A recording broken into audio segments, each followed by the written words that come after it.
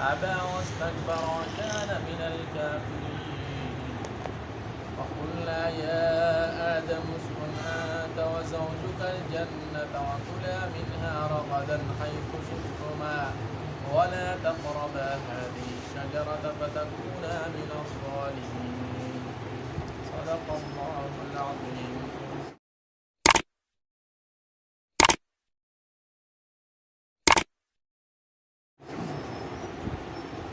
سر سورة بقرة سلورم نمبر رکوع دا او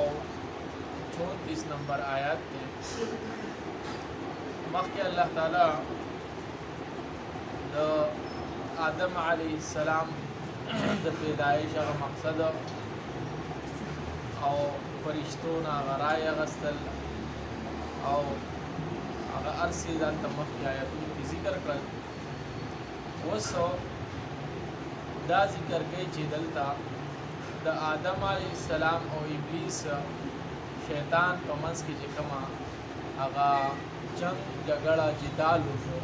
هغه په دې آیتونو کې ذکر کړی. آدم علیه السلام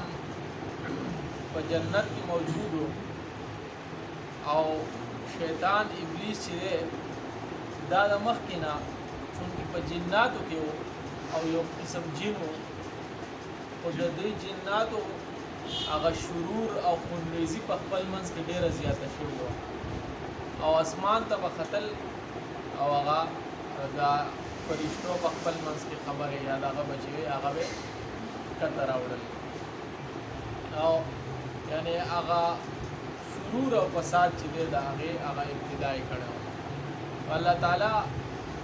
او فرشتو چې دی فرشتو الله تعالی په ایما باندې هغه جنات هغه د دنیا جزیرو ته صحراګانو ته غرونو ته چې دی هغه وشړل. په دې کې ابلیس چې دی شیطان د ځان بچ کولو لپاره هغه ځان په دې فرشتو کې میلاو کړ او ځان یې ډېر عبادت ګزاره ظاهر کړو او عبادت به واقع چې کوو چې هر زه خو یو عابد قسم عبادت گزاره یم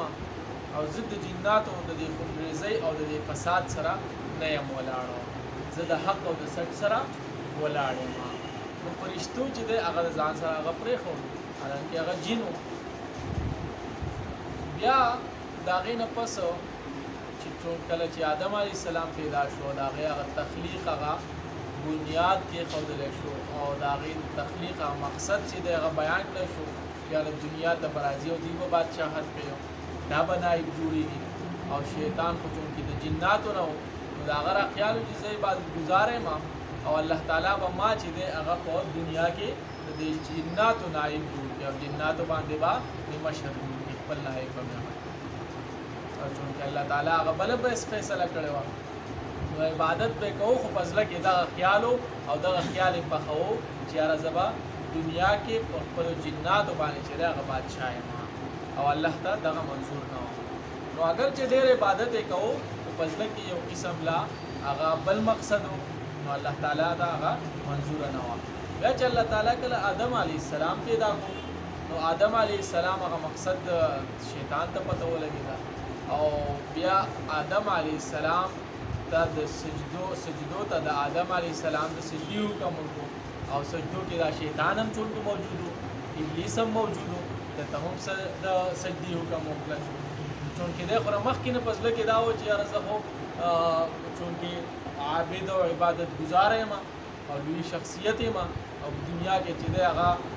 بادشاهت زما حق جوړېږي، نو لحاظ هغه د هغه سجدې نه انکار وکړو چې یاره چېرته زه د اور نه پیدا او چېرته یو خټې نه کس پیدا و هغه هغې به ته مونږ به سجده کوو. نو د هغې نه انکار وکړو د الله تعالی د دې حکم یو قسم مذاق وکړو چې یاره دا حکم او دا حکمت زه نه منم، د هغې وجې نه چې دی هغه مردوده شو. نو په دې آیتونو کې هغه قصه ذکر کړې وه. بیا شیطان چونکې په زړه کې دا نه ځایېدله چې یاره الله تعالی زه مردوده کړم او مردوده داسې کړو چې هغه د فرشتو د ځای نه چې دی هغه راویستو. فرشتې چونکې جنت کې او په ښه ځای کې وي د عزت په ځای کې، نو د شیطان چې دی هغه مردود شو د عزت غزینه راووتو جنت نه اول ته چې دی فرشته د آدم علیه السلام چې دی هغه اوسېدل هغه شروع کړو هوا علیه السلام نو هغه دواړو شیطان په زړه کې او ابلیس په زړه کې دا پخوله چې یار دا څنګه چلو شو زه په عزت په ذکر زما ځای چې دی هغه دوی واغوستو په جنت کې نو هغې د مار سره او یو د تاوس سره هغه په څه طریقه دننه شو جنت ته او هلته چې دی حوا علیه السلام ته وویله چې تاسو دواړه په دې جنت کې فلاني بوټی بعض وایي چې انځر بوټی او بعض وایي چې د غنمو دغه بوټی و بعض پکې نور زیتون وغیره مختلف اقوال دي چې د دې بوټي نه چې تاسو خوراک وکئ تاسو به همیشه د الله تعالی په دې جنت کې اوسېږئ او الله تعالی ته مقرب شئ صحیح ده نو هغې په دې چونکې انسان خو هر قسم په دغه کې راځي نو هغه په هغه د شیطان په هغه دوکه کې راله او وښوېدله او حوا علیه السلام چې دی هغه آدم علیه السلام ته وویل چې یاره موږ یې ولې پکار ده چې ویې خورو ځکه چې الله تعالی ته نور هم نږدې شو همیشه په جنت کې اوسېږو ټیک شو نو الله تعالی ولې دا یو بانه جوړوله چونکې دنیا جوړه شوې وه دغې لپاره که نه خلافت قایمېدو نو هغه ونه چې دی هغې ته نږدې شو نو الله تعالی هغه آدم علیه السلام هغه د جنت نه ویستو دنیا ته راولېږه بیا هغه ډېره قصه ده هغه چې دی مخې ته بیا را روانه چې آدم علیه السلام څنګه واپس لاړو نو ګورئ ورته وقلنا وإذ قلنا هر کله چې ویله مونږه للملائکة فرشتو ته اسجدو سجده وکئ لآدم آدم ته فسجدو سجده وکړه ټولو الا ابلیس مگر ابلیس ونکړه شیطان ونکړه ابا انکار یې وکړو واستکبر او تکبر یې وکړو وکان من الکافرین ای اصبح من الکافرین او هغه د کافرانو نه شو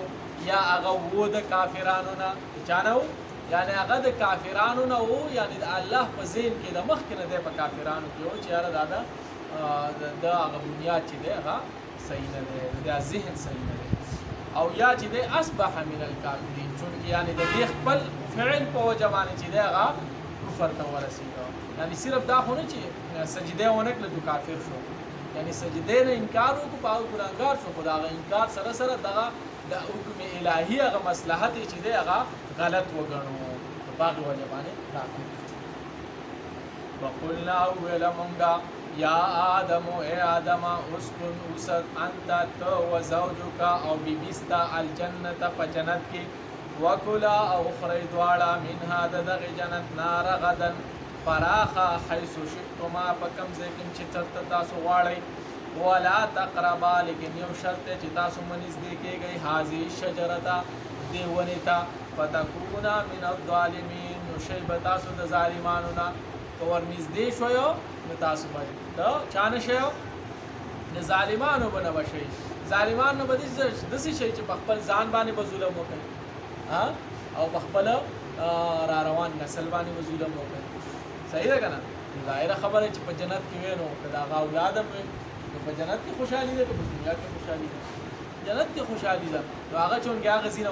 ووتله نو په ځان باندې ظلم وکړو صحیح ده که نه فتکونا من الظالمین او وایي چې کوم انسان الانسان حریص فیما منع انسان وایي چې د کوم شیز نه د کوم فعل نه منع کړی شي په هغه کې زیات لالچ کوي د هغې په کولو کې ته اوس چاته وي زه تاسو ته ویم هغه شاته مه ګورئ که نه چې اچانک درته شاته مه ګورئ هر یو کس به بیا سټ هغه څه کېږي خارښتېږي چې یاره څه چل به وي شاته څه چل به کوي که نه ګورې خو ما ته ځکه چې زه ورته دلته ګورم خو سټ به یې خارښتېږي چې شاته وګورم کله به دا دغه بس کېږي چې زه شاته وګورم دا څه شی دی دا انسان فطرت دی الانسان حریص فیما منع انسان حریص دی لالچي دی په هغه څه کې چې په هغه د هغه فعل نه منع کړلی شي صحیح ده که نه نو دلته خو دا نه شو ویلی دلته خو شیطان چې دی هغه رامیتوب کړی صحیح ده که نه فازلهما الشیطان نو شیطان هغه دواړه هغه وښویول عنها د دې جنت نه فاخرجهما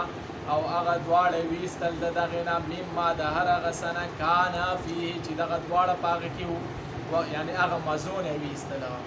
وقلنا او موږ وویلو اهبطو کوشئ چېرته کوشئ یعنې د دنیا د جنت نه کوشئ دنیا ته هلته مزې کوئ صحیح ده که نه مزې کوئ مزې مه کوئ بعضکم لبعض عدو بعض ستاسو د بعض دشمنان وي یعنی د هغې د هغې لږې خطا سزا دا ورکړه شوه چې یاره ستاسو نسب کې چې څومره راځي نو هغه به د یو بل صحیح دشمنان هر یو د بل دپاره چې دی په زړه کې چې حسد کینه ساتي دا هغه دشمني ده صحیح ده که نه حابل د قابل رورو او ډایرکټ د آدم علیه السلام نه براه راست پیدا و هغې دواړو په منځ کې څه شوله دشمني شوله صحیح ده که نه نو دا هغه وایي چې بعضکم لبعض عدو بعض به ستاسو د بعضې دشمناني ولکم فی الارض او ستاسو لپاره او په ځمکه کې مستقر ځای د اوسېدو وي ومتاع او ځای د فایدې وي الی حین تر وخت د څه وخته پورې الی حین د څه وخته پورې حین کې نکره ده یعنی وخت خو معلوم نه دی خو لږ وخت به وي څومره به وي لږ وخت به وي د آخرت په اعتبار سره چې دی دا به لږ وخت وي بیا د هغې نه پس مرګ دی او بیا چې دی مزې دي که چا ښه کار وکړو او که چا ښه کار ونه کړو نو هغه به صحیح هغه به بیا جهنم کې ځي نو لهذا ښه کار کول پکار دي او د بدو نه ځان بچ کول پکار دي او یا دا چې دی هغه آدم علیه السلام ته هغه خطاب دی چې هغه تاسو کوشئ ستاسو لپاره دا سزا ده او بیا چې تاسو کله توبه مو وایستله نو متاع الی حین بیا به واپس دلته راشئ صحیح ده بس وعید